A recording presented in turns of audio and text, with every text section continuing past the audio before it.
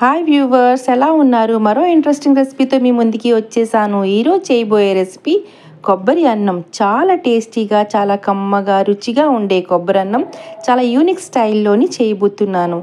అది కూడా మసాలాలు చాలా తక్కువగా మైల్డ్గా ఉండేటట్టు చేయబోతున్నాను.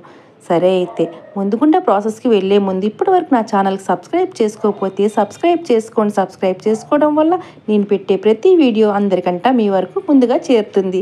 మరి ప్రాసెస్లోకి వెళ్ళిపోదామా? ముందుగుండా 3 గ్లాసులు రైస్ తీసుకొని ఈ విధంగా కడిగి పక్కన పెట్టుకున్నాను. తర్వాత లేత కొబ్బరిని తీసుకొని ఈ విధంగా ఫైన్ పేస్ట్ని చేస్తున్నాను. ఒకవేళ కొబ్బరి ముదురుగా ఉంటే పాలుని మాత్రమే తీసుకోవాలి. నేను లేతగా తీసుకున్నాను కాబట్టి ఈ విధంగా పేస్ట్ని చేసి బిర్యానీ బౌల్లో వేసేసాను. చూడండి నేను ఎలా చేస్తున్నానో. ఇప్పుడు 4 పచ్చిమిర్చి, అల్లం తురుము, కరివేపాకు, పసుపు, కారం, గరం మసాలా పౌడర్ ఇలా వేసి జీలకర్ర, సోంఫ్, బిర్యానీ ఆకు, 150 గ్రామ్స్ ఆయిల్ని వేసుకున్నాను. ఇలా వేసిన తర్వాత ముందుగా కడిగి పెట్టుకున్న రైస్ని కూడా ఇందులో యాడ్ చేసేసాను. తర్వాత 1:2 ప్రకారం వాటర్ని యాడ్ చేసుకోవాలి. అంటే 1 గ్లాస్కి 2 గ్లాసులు వాటర్ని వేసుకోవాలి. తర్వాత టేస్ట్ సరిపోయినంత సాల్ట్ వేసేసి ఒకసారి అంతా చక్కగా ఈ విధంగా కలుపుకోవాలి.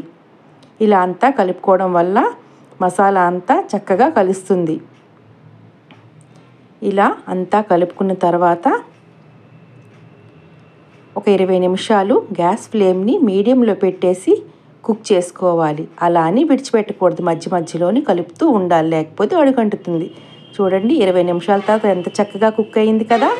ఇప్పుడు పైనుంచి కాస్త ఒక 2 స్పూన్స్ వరకు ఘీని యాడ్ చేయాలి. ఇలా వేసుకోవడం వల్ల మంచి ఫ్లేవర్ ఉంటుంది.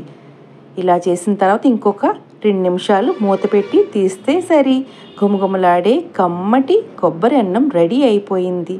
చాలా మైల్డ్గా ఉంటుంది కదా మసాలా. సో ఎవరైనా తినొచ్చు హ్యాపీగా.